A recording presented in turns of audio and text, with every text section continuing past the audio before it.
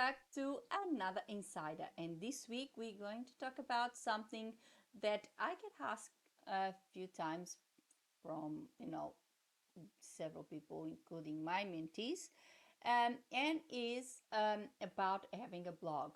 Should translators have a blog or not? So come with me and let's talk about blogs.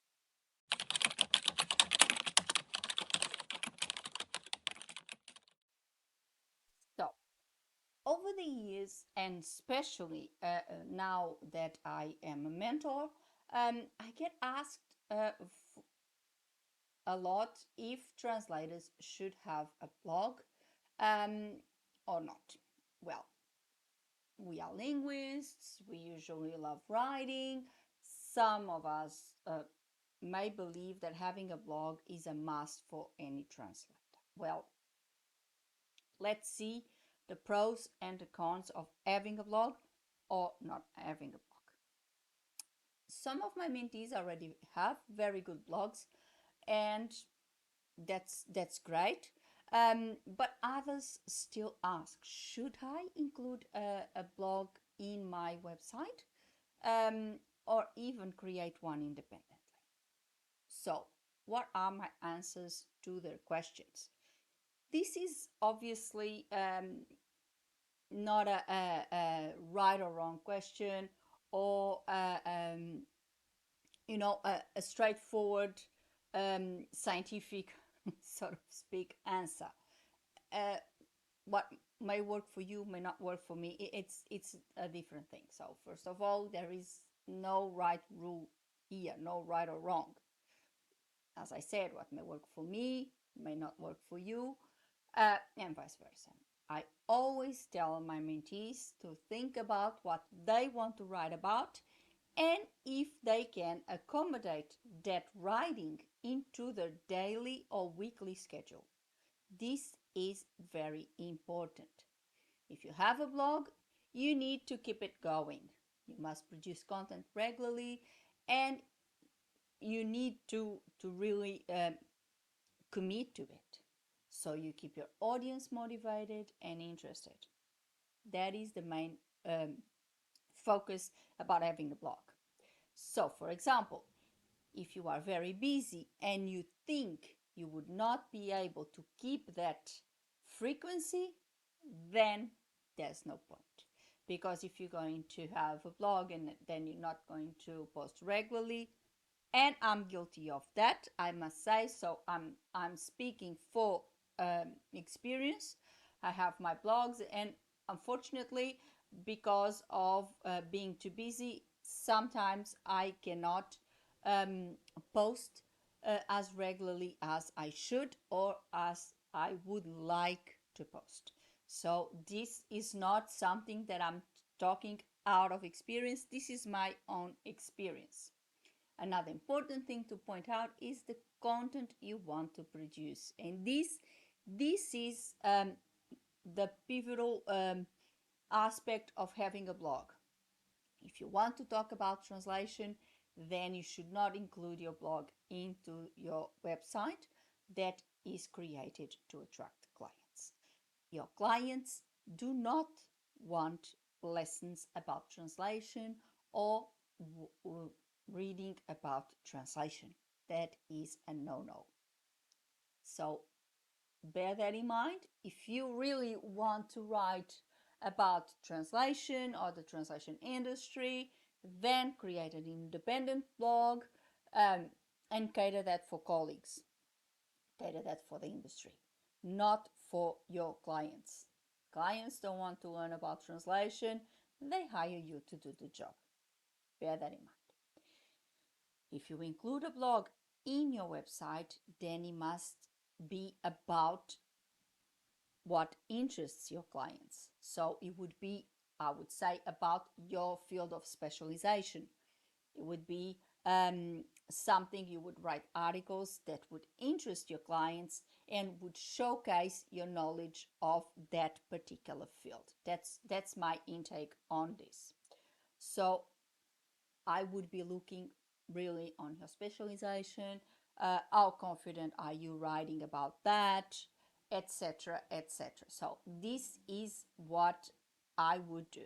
Now, as a conclusion, really, in other words, there is no right or wrong, as I said, about blogs and having a blog and writing or whatever. It all depends on what you want to do and your time. Really, that's really the most important thing. Whether you like to write or not, what topics you would like to write about, and of course, the time you have or want to allocate for that. That is the factors that you should actually take into account. Do you like writing? What topic would you like to write? How confident are you writing about those topics?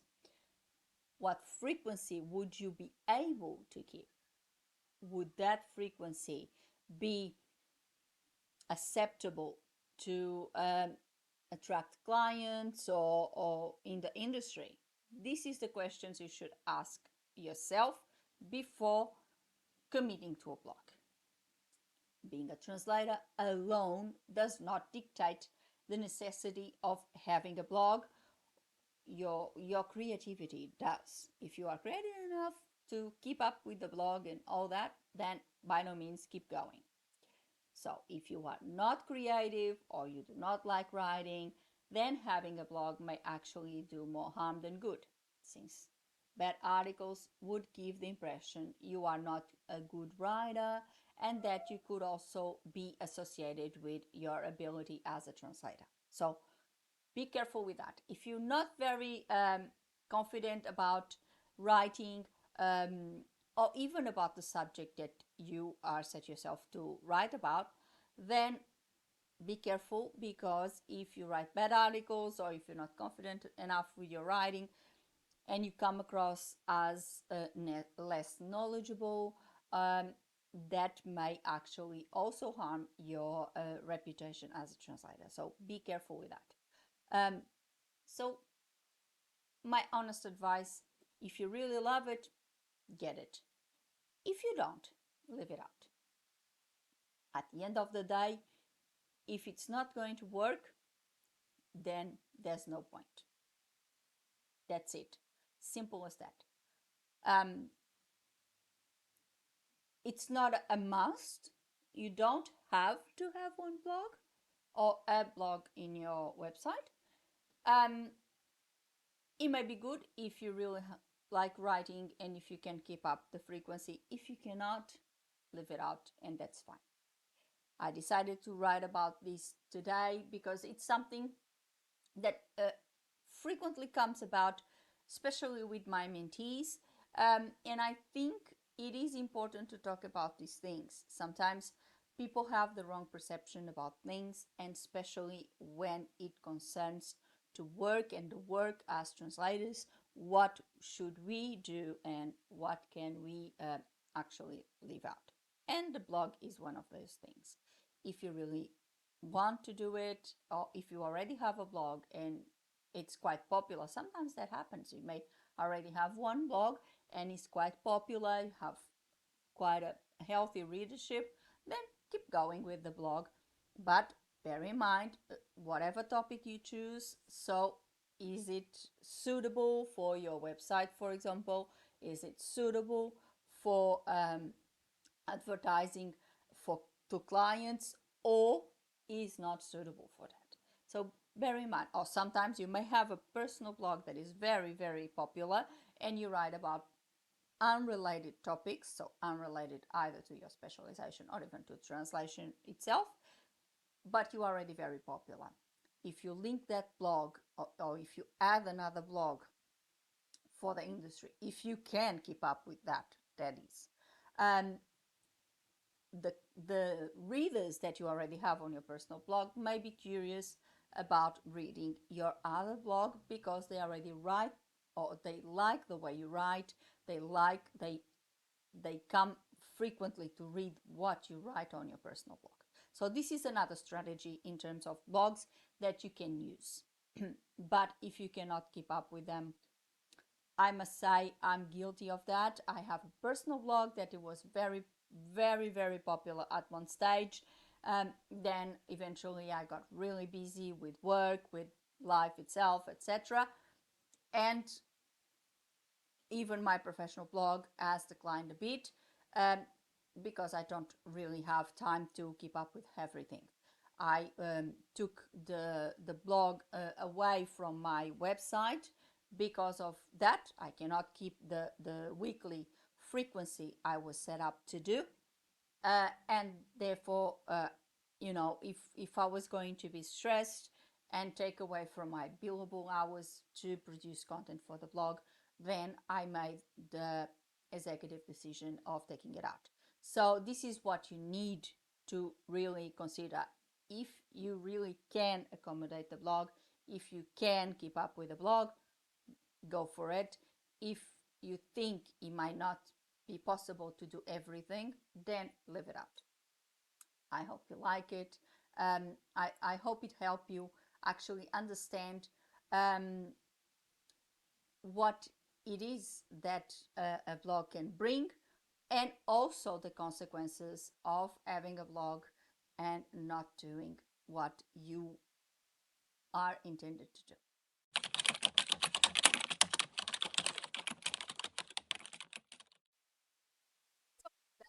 You like this insider today, and I hope that if you are studying and if you are now getting everything ready to start your business, or you are actually considering adding a blog to your website or starting a blog, etc.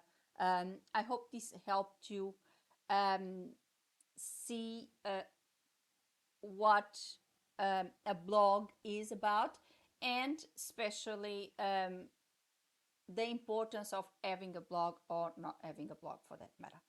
Um, there is a lot of misconceptions as there is about translation, and I think about everything these days.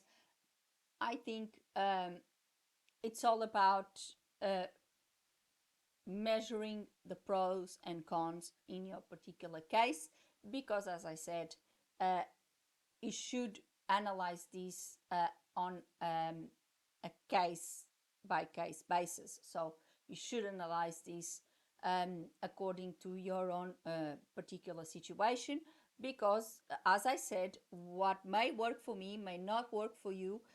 You may have a totally different for example, specialization than mine. You may have a totally different routine, working routine than mine. For example, I may be able to keep up the blog and you may not. And that doesn't mean that you are missing out and I'm not.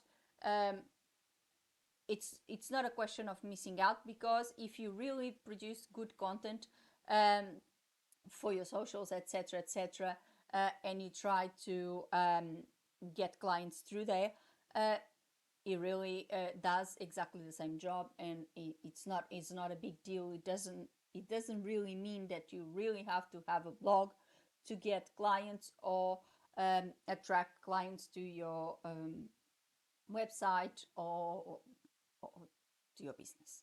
So it's really a simple thing, a simple analysis. Like anything in business is all about analyzing what you intend to do, what are the what is the reality out there about that, and is it achievable or not. So that viability assessment.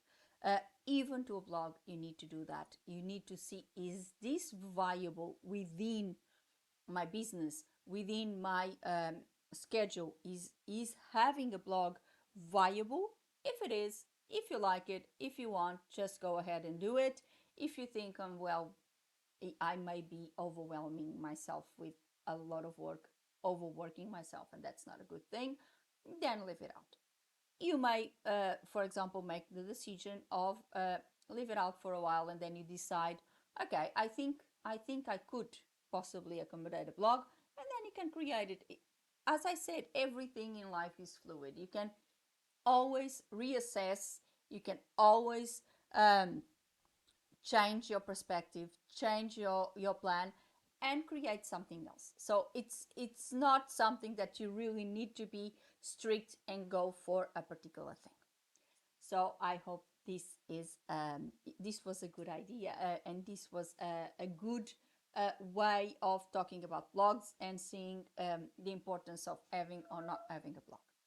Now, before I go, I would like to tell you that if you have any ideas, if you have any questions just like this one that you would like me to answer, please leave a comment below. I'll be very, very happy to accommodate your queries. And of course, put a like on the video and subscribe the channel with a little click on the bell so you get a notification of a new insider every week. Before I go, I would like to thank you all for watching, and I'll see you next week. Have a good one. See ya. Bye.